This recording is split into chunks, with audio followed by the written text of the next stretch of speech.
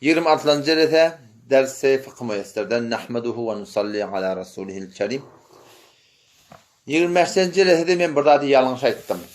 Ahyrky dagaýykda onu bütün şu da aýtdym. Ki şu men aýdanmy, şoňa kynna kabul etip durmaň diýdim. Şu tada men ýalňyşypdyr. Ýani öýtgetim ödüm kulak atdym şonda. Şu muqaddem saqtan teyemmüm ber wagty namaz jaiz es, eger çynança şahslar hukm mazur nebudi men ýalňyşypdyr. Wada gurunşyňyň men goýdam bolsa Hanefi mezhepde teyemmüm dehretin yerine oturýar. Teyemmüm dehretin yerine oturýar. Hop. Wagty giden wajib şeraýda teyemmüm etmeklik bolluň dämi?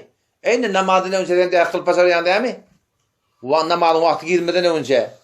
Sen de akyl pasarýarsyň, eň şoturatynda wagt girmeden önce teyemmüm desem bolýar. Emma bir adamy ki mazur bolsa, mazur diýkime diýdi, bir namazyň wagty geçmeýär, doşan dehret bolýar. İçinden yel çıkýanma, dol peşew gaýtýanma, şoňa men edeni alyrdım, bana dol çyrktat gaýtýanma. Şoňa da mazur diýdi. Indi bir adamy ki mazur bolsa, dehret kıljak bolsa näme etmeli? Her namazyň wagtynda bir dehret kılmaly. Daňatandan sonra ertele dehret kılmaly. İkindi wagty girenden sonra ikindi dehret kılmaly. Akşam namaz girenden sonra dehret kılmaly. Wagty.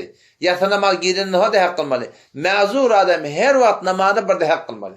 Fakat öğle namazyny kene uçardan kılsaň bolýar. O jüdägäne bol. Ýa-da wada en şoturatynda bir adam teyemmüm etjek bolsa, mazur bolmasa, sen mazur da hen şu wagt tamam şu men mazur da. Daňatmadan önce de hakly pasarýan näme? Sen daňatmadan önce de hakly ta ýaktyny sen bir gep pasarýar. Peşe uzadı kıslamada. En şoturatynda bir adam mazur bolmasa, wagt girmeden önce de teyemmüm edip pasarýar.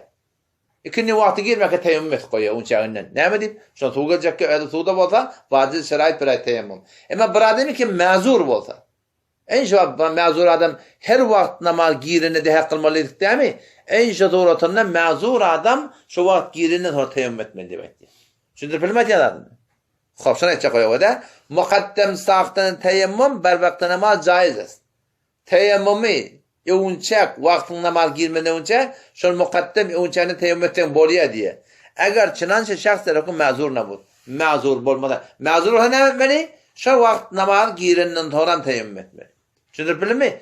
Bir adamy ki mazur bolmasa ikinden wagt girmeden öňçe de tagat 2de de sen teyemmüm et başarýan ikin namazyny çyrym. Emma mazur näme etmeli? 3den 4-5 sagat şo ikini wagty ýerýär, şo girenden sonra sen teyemmüm et başarýan ikin namazyny çyrym. Şonu aýtjak bolýar. Habbu gurun tokonni. İdin ne gurun şunu ne? Bu da ferzi bir misal. Bir adamma iki ayağı da yok, iki elle yok. Ayağı yok. Ki bari gidip de var ahim sana diysen var ahim bir arastakun bırak getirir yala. İki elle yok. O teyemmümden direkt mesele diye, yüzüne mesele diye, eline mesele diye. O mesele çek o hada başladan elle yok. Bu ne etmeli? Onunla biladen bedûne taharet namazı kıyma var. Eger yüzünde de baş olsa dip tarafında yüzünde baş olmasa näme onda hopsol bar eli bilen şeyleje başardığına göre näme der? Tüýkär şoturatynda. Kullen eli bolmasa näme? Kaptan näkere şoň köpek bermek bolar. Fakat şoň yüzüne şeýle bir meshetmek bolar. O başa adamda bolsa näme bolýar? Onu bedûn taharet şol namaz okuyma bolýar. Kesiki her do dast ve her do paýyş qat ast bedûn taharet namaz okuyar. Eger çynat derwiş cerahati but yüzünde de yara bolsa, yüzünde yara bolmasa näme onda şahatda şoni şon meshetleri bolacak. Ödedip ödettin, yok da teori nakil etip verdin. Sonra bugün tokonnni iznak kurdun ve de şunu bir adamma emmanna yara var. Dehet kılmalı yerden, ya kost etmeli yerden. Önce dehretay deydi. Sen emmanın deneden yartı ya köptü yara, yanıptır. Bişiptir, bırak boluptır, emmanın köptü su devir bolmaya sonra. Yartı ya köpsi. Şu zorda näme edameli? Teyemmüm edameli. Şonu aýtjak bolýar. Eger çynança aksar azai şahs ya neswana mejruh bu teyemmüm namaýar. Yartı ya köpsi. Näme bolýar? Teyemmüm etme bolýar. Emma ýok, ondan adam razyk. Ba yara ýok de, ba yara. Ayakda da ba, ýüzüniň taragynda ba. Ondan şol ýuwup bolan ýer ýuwmaly, galanlar näme bolýar? Meshetme bolýar. Eger çynança aksar azai salim wuzu girer ve ber uzv zahmine mes namaýar. Yani öyle de kamçık şeýleje şoňusyny hak etme bolýar. Hatta şojagan öyle gerdere berjek bolsa, yani şu gowurtaratyn Diğer degmedek bir öğrenci bu çiğras bana şeyde aklım. O yağmur var ya. Şunun hem bunu dehreti kamil bu edecek. İsteyemşe kurun. Kabul kurun tökönni. İnniki diyertimiz bardi meskerden ber mozeha. Zırmığa mesh etmeklik. Zırmın hukmunna edik de volya. Zırmın hukmunna pukka da volya. Derya gitiyardın. Ya hamana yerin başına gitiyardın. Ya zırmık giyardın. Otam şitayda şın hakkında şeriatın malakın bir antat eden dadı var. Dertini şoğutunda. Rabbim Allah tebarek ve Teala dinni bide birdat iveriptir. O şu dinni gelmeklikte dinne bir gençlik yok. Allah Teala ne diye? Yuridullahu bikumul yusr. Allah size irade ettiğer nemen yengilligi. Ve la yuridu bikumul usr. Allah size nemen gençlik islanak. Din biter bir antatacak da. Ama Hasan Qim Molyaş biliyor. Mevlana İbrahim Hafizahullah Teala ulema-i Hindistan'dan biz Pakistan'dadık. Falanca mün nefer otadı uyuşuguli. Ama şu tada gurun verdi Hindistan'dan gel. Pakistan'a. On Nebi Huda Aleyhisselam deyiptir diye eddini yusrun. Din antat deyiptir diye. Yani şunu takkalığı mesela antat. Mehrem namem rahat etmek de antat. Dinadan gidiyor mesela antat. Celbab giymek de antat. Halal haramı rahat etmek de antat. Mescid cemaate varmakta antat. Hem de antat deyiptir diye. Peygamber Huda Aleyhisselam antat deyiptir diye. Birine kıyım olğullu yani. Onu diye bir boynalandı akşam. Çünkü boylanmaktır kıyımda. Boynalandan sonra her birdat antat buluyor. Şunu edecek onu. Onun Peygamber Huda Aleyhisselam'da bir tane hadisi var. El-meshu alel huffeyn lil musafiri telatetu eyyamin ve leyaliha. Bir ademi ki musafir ona Nebi Huda Aleyhisselam deyiptir. 3 gece günlük mesh etmekteki ecare var. وَلِلْمُقِيمِ يَوْمٌ وَلَيْلَةً Mukim için bir gece günlük mesh etmekteki ecare var. O evde buradan gurun açar gelir.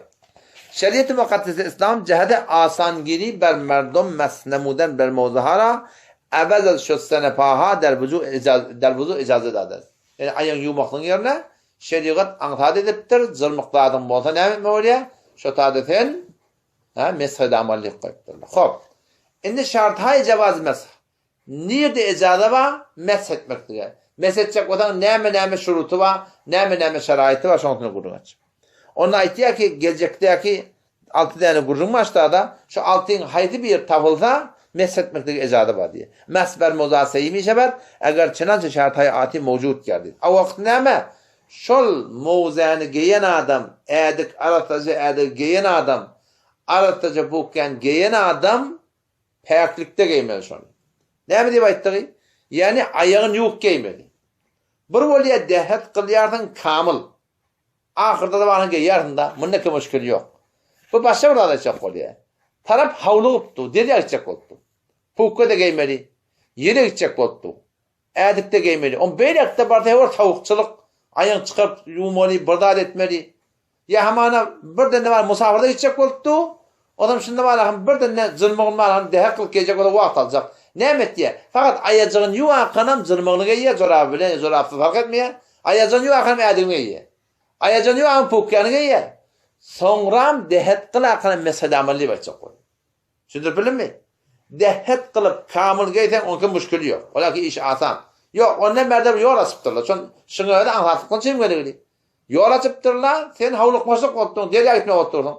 Yerin başına gitmeye otturdun. Bir de bu musafir piş ettir. Zırmınga gitmeye otturdun. Yolu da ayak yumukta derdi. Her ne mi diye? Ayacın yuvakanım zırmıngay. Ayacın yuvakanım edingay. Ayacın yuvakanım pukkangay. Edik pukkay ki arıfta olsun. Odan sonra yolu deha kılacak. Odan deriye kanam deha kılacak. Odan deha kılacak ayağına meshede amelli bakacak. Şuna etkiye o da. İnke şart mozahara derhalde taharet puşiydi basit. Heyaklikte giymez. Menzur ne mi? Pes eğer mozahara ba'de şüsten her defa ayağın yuvandan sonra kablez tamam kedene vuzu puşiydi.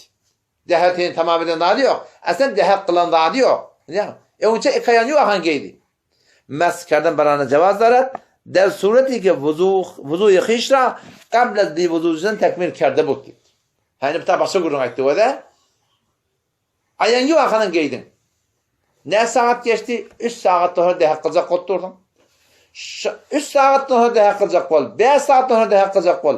Şu ayağın yok giyenin bilen şu dehat kılacaktan arına dehatın podulmadık bolsa Onu ne başarıyordun? Şoňa mesele mali. Ama yok, ayağın yuğulca geyip durdun ki. Odan baryahan birden içinden yer çıkıptır. Dehak kılmakan. Indi bu tadı yamasan çıkarıp ayağı yuğ geyme ol. Şimdi bilmedi yanadın. Derya kenara gidip durdun. Ayağın yuğ akına pukkan geyip durdun. Ama derya kenara ola kolak ağı süyrende emandan yer çıkıptır. Uy men dehak kılmakan emandan yer çıktı. Ne mi oluyor? Yamasan dehak kılma oluyor. Ayağını çıkarıp yuğmalı oluyor. Şimdi bilemedi yanadın. Yerin başına gidip durdun.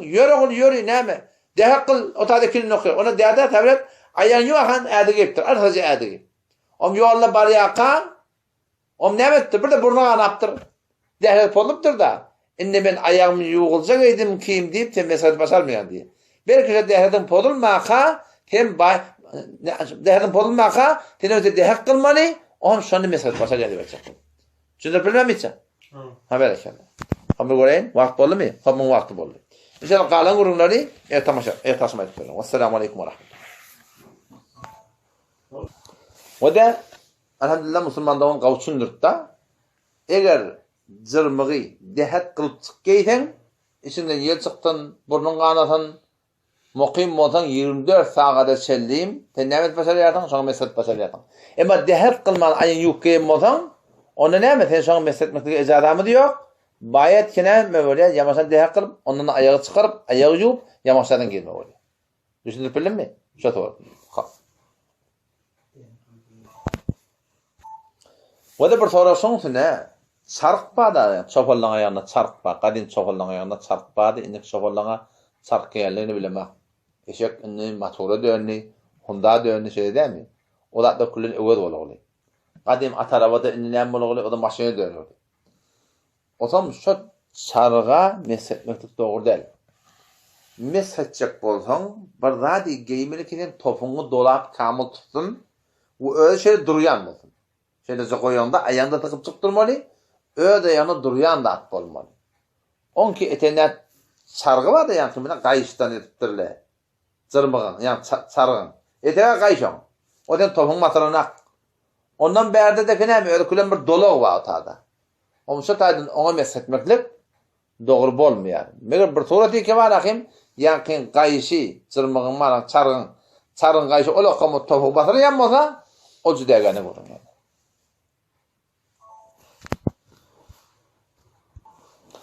Bankın vamlarının hakkında serfen marahim aytmaklık bilen ona doğru deyip bolmuyor.